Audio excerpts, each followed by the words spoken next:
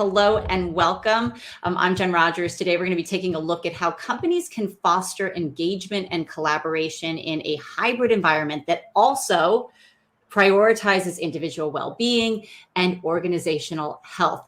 Joining us is Cisco's VP and Chief People Officer, Kelly Jones. Hi, Kelly. It's so great to have you here to talk about this with us. I'm really excited to dive in.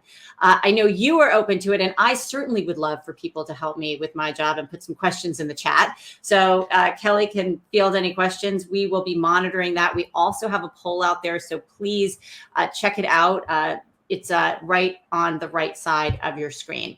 So Kelly, let's get started. And it's kind of a tall task really to figure out how to make all of these pieces work in this new world that we're in. Can you describe for us the change in the workplace over the last few years in terms of well-being and culture of employees, but perhaps even the customer base? Yeah, for sure. Well, first of all, thank you. I'm so excited to have this conversation because I feel like, to your point, hybrid work is not just a philosophical shift in how we work and where we work, but it's actually the most significant shift in how we work probably in a generation. And we have a unique opportunity to rethink not only the where, but the how and how we make work better for the human beings in the system.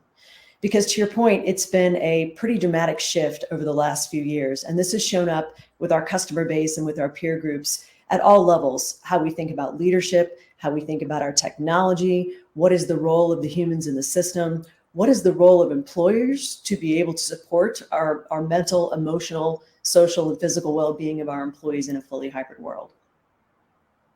So what does it actually look like? If you had the magic wand, Cisco's vision, what does ultimate well-being even look like? What is success here? Yeah. So with us, it starts for what we're really solving for. And it's our vision to have a work environment that supports maximum flexibility, productivity, and well-being, and a culture that's inclusive and also has a highly innovative spirit. And so a big piece of that is understanding how our Cisconians and how they are feeling about work fits into this. And we know that at Cisco, when our people feel cared for, when they feel seen and heard, they're going to deliver the best for our business. So the value of supporting well-being in this conversation cannot be overstated, because not only does it impact retention, it also has tremendous value in productivity and organizations' overall culture, which I would say is the one thing that's been really interesting to watch over the last few years. Those organizations that put a big investment in culture have had a little bit of an easier time. I want to talk about culture. I do want to remind people to take our poll, and I want to check in on how it's doing right now. So the question is, how confident are you that your hybrid strategy supports your business? And right now we have 50% of people saying somewhat confident. We have systems in place, but we're not as tightly aligned as we want to be. After that, very confident is with 40%. So there are some people that are confident, but we still have that 50% at the somewhat confident level. And you were talking about culture and the importance of culture here. How does it even factor in to hybrid? Really, you've made the point before, and we're calling this like hybrid work.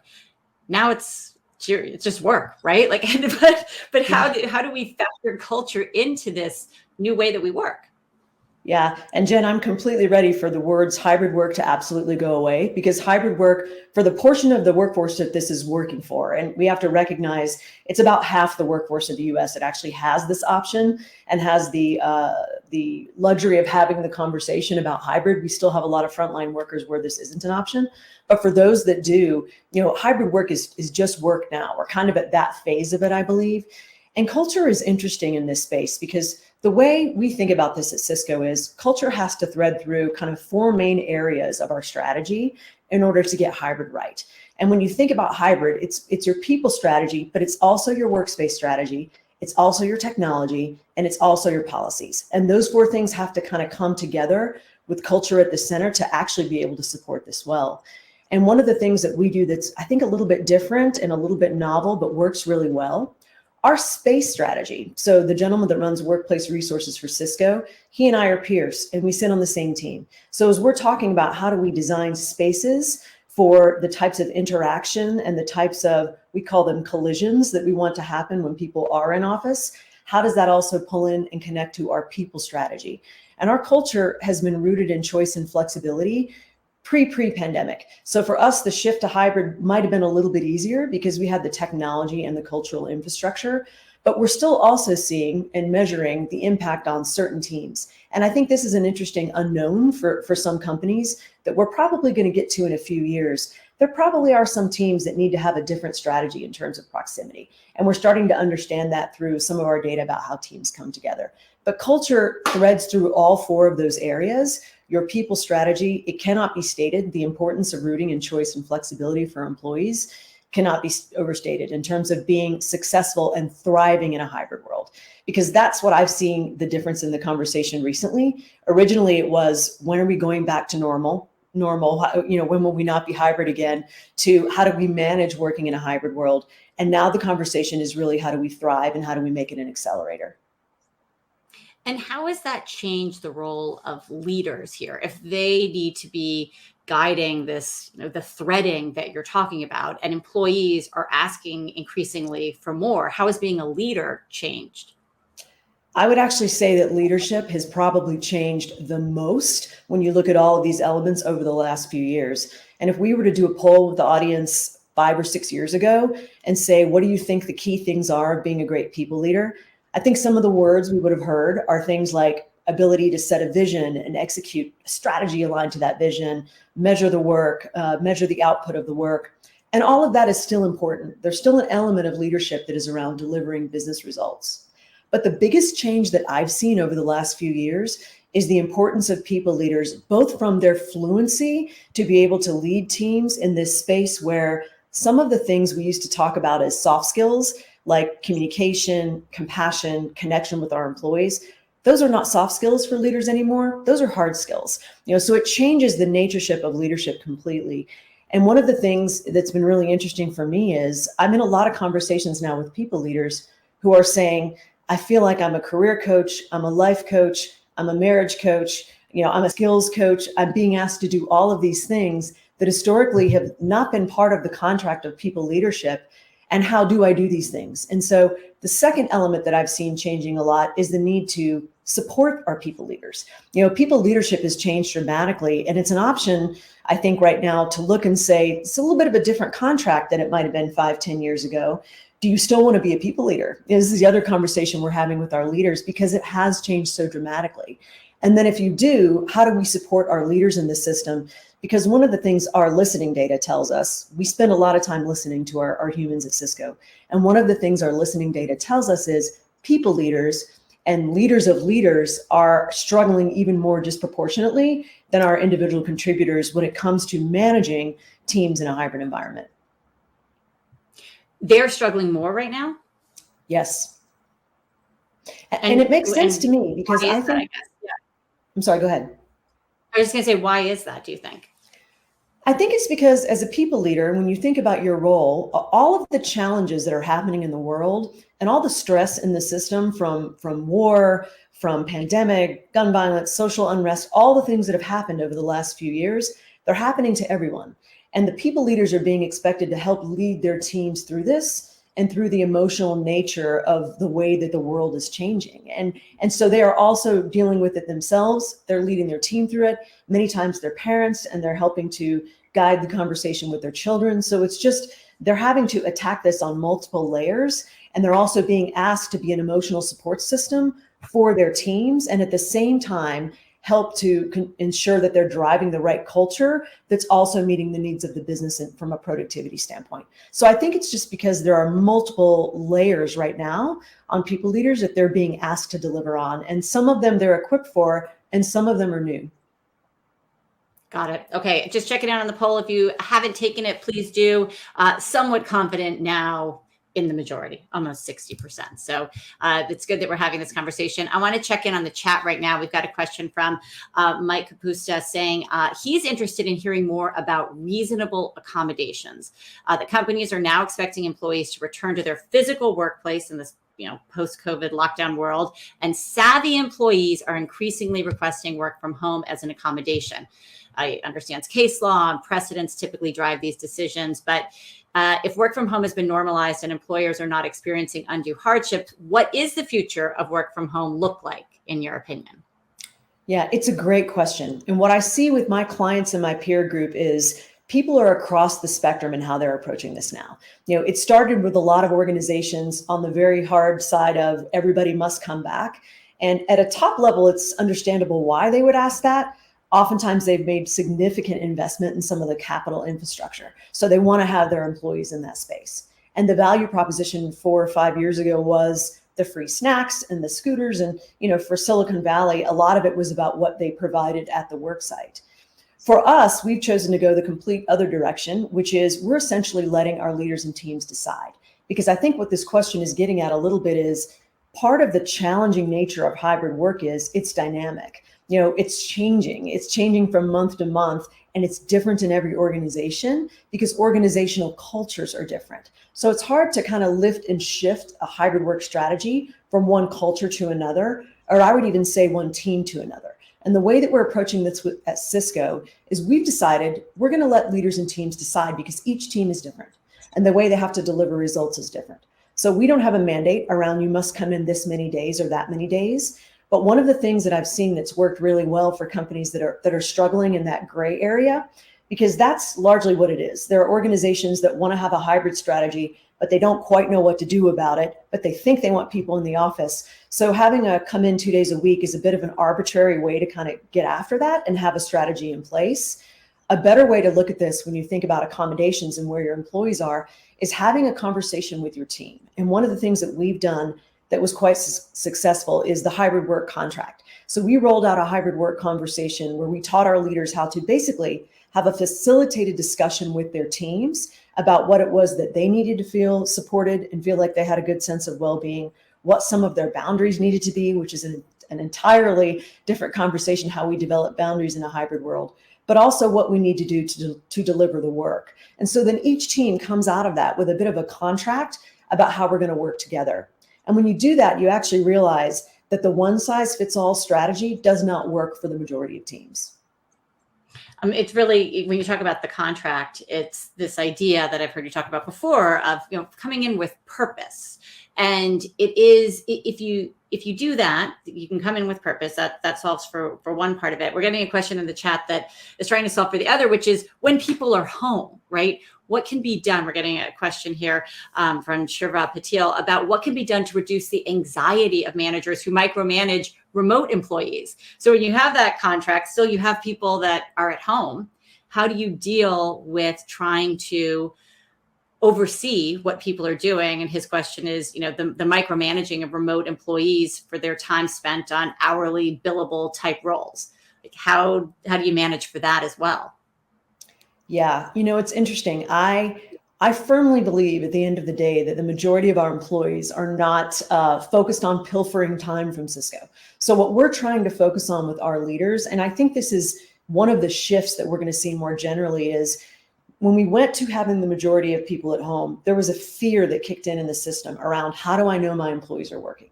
And I would hear this from customers a lot, so everyone's home, how do I know they're working? And there's actually a relatively easy way to understand that. What is the output and the productivity and the impact of the work now versus before? Is it the same? Is it better? Is it worse? And one of the things that we noticed is when our employees 100% went home, the impact of the work did not change. In many areas, the productivity actually went up. So we are, I think, moving away from a structure of managing by inputs, this sense of security that I see you in front of your desk, so I feel like you're doing the right thing. And we're moving more towards managing from what is the impact of the work. And if you have a strong performance management system and a strong understanding about what does success look like, then that pressure to feel like you have to see them and understand how often they're in front of their laptop all day kind of goes away. And that's an interesting thing that we're starting to see as well, the unnatural behaviors in the system that come from that fear, where people have a fear that people are at home, are they working? And the technology that has kind of bloomed up to support this fear around counting keystrokes and taking photos and how often are you in front of your laptop, I believe this is a false narrative of how impactful is the work our employees are actually driving. And we actually need to move the conversation on that a little bit to how much are they working in terms of time versus what is the impact of the work that they're driving. So on the flip side of that, so if that's part of how it works when people are remote, what about the old concept of FaceTime, like at your desk. So there are days that people are coming in, and of course we have looming recession fear, stoking, I think, anxiety among employees on some level that I got to get in. Should they be thinking about the old FaceTime concept? What's your advice for leaders trying to, I guess you're talking a lot about your trust of your employees. So what is your advice for leaders maybe to quell some of that anxiety? Yeah, I think it's being clear, number one, on what you're asking your employees to deliver and understanding when they can work asynchronously and when they can't. You know, the nature of work now is there are some teams that do work asynchronously where they can be in separate places. But the bigger thing that I'm trying to coach our leaders on is this concept of proximity bias. The same way that we have unconscious bias and tend to value the contributions of those that look like us a little bit higher than those that don't, proximity bias is also a thing. And so one of the things I would say to leaders that are struggling with this is just be really aware that humans have a tendency to place a higher value on those they see more often. It's a very interesting thing that happens. And then when you take that and combine it with the fact that we know that underrepresented populations in the workforce tend to choose remote work or out of the office work at a slightly higher rate, if we're not careful, you can actually set yourself up to be in a little bit of a triple negative where you are, or double negative, where you're making assumptions about the value of someone's work based on how often you see them. I don't think we fully understand what the proximity bias impact is around hybrid work, and I don't think we will for another year or so. This is a conversation that's happening right now in terms of what is the FaceTime versus the home time. And what we're saying to leaders is whatever your agreement is with your team, be consistent about how it is that you apply it. So if you decide you're going to come together at certain times, then have all those employees together at those certain times and just be aware of what might be a proximity bias kicking in when you think about work. Another question coming from the chat from Leslie Irish Underwood. When you had talked about output, right? So for in terms of how good of a job somebody's doing, how do you know that they're working? Her question: while the output is always important, how and what do we need to do to help managers understand the need to lead from a perspective of trust? So again, that issue of trust is here. Yeah. It's a great question. And one of the ways that we've been able to get after this is, I mentioned earlier that we spend a lot of time listening to our employees. You know, we have a real deal survey where we anonymously understand where everybody is and how they're feeling and thinking about their work. And again, it's anonymous. And we start to understand how the humans are doing in this system at Cisco. And what we do is we actually correlate this data a little bit with engagement data.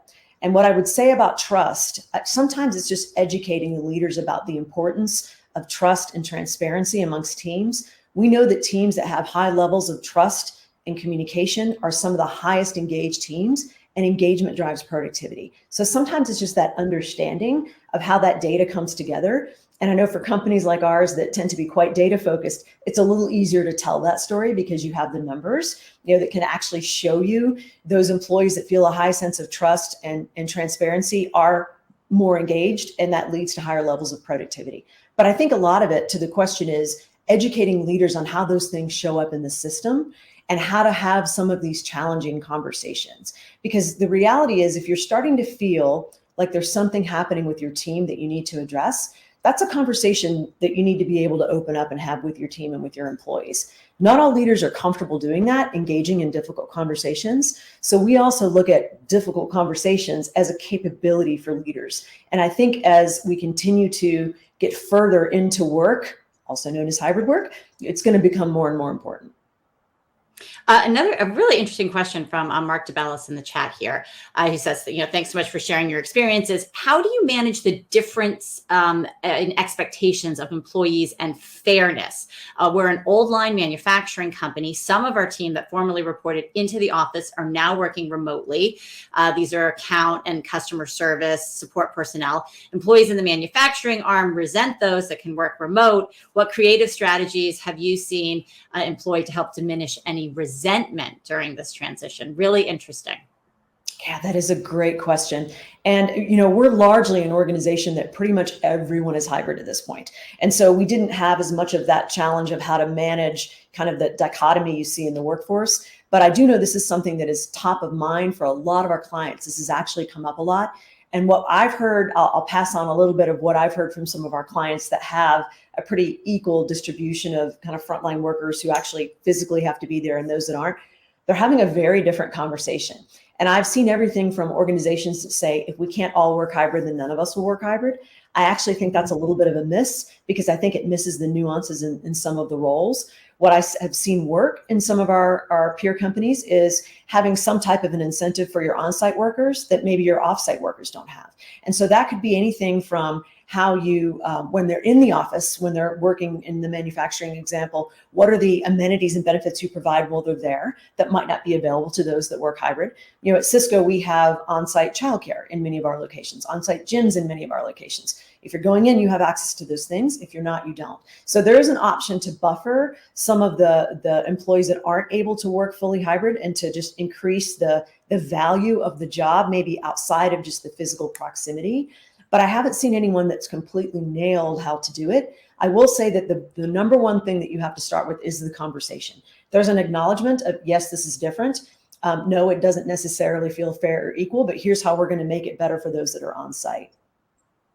We have 1 minute left. Shout out to the chat for making some great questions. I want to ask you just about the role of technology in all of this, how it fits in, because there's some people think it's good, some people think it's bad. Where does it go? Yeah, I think technology plays a center role in this. I mean, it's equal to where leadership plays into this, but technology is at the center of this. And we look at this in a couple of ways. People Insights, and there are other programs like this, but with WebEx, we have People Insights that allows leaders and team members to understand, when it comes to well-being, how much time they're spending in meetings, how often they're overrunning their meetings, how many times as a leader am I sending an agenda out for a meeting, which makes for a much more efficient meeting?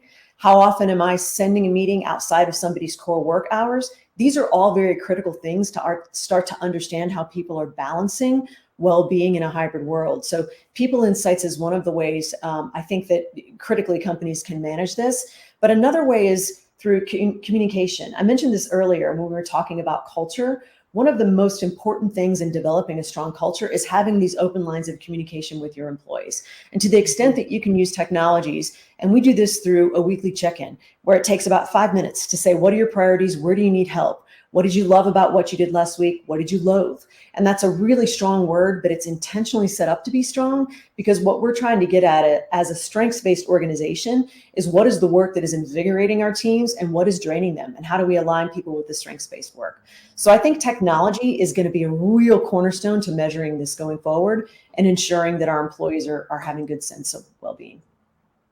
Thank you so much for an open line of communication with all of us today. That's all the time we have. Kelly and Cisco, thank you. Everybody in the chat, thank you for answering the poll and all those fantastic questions.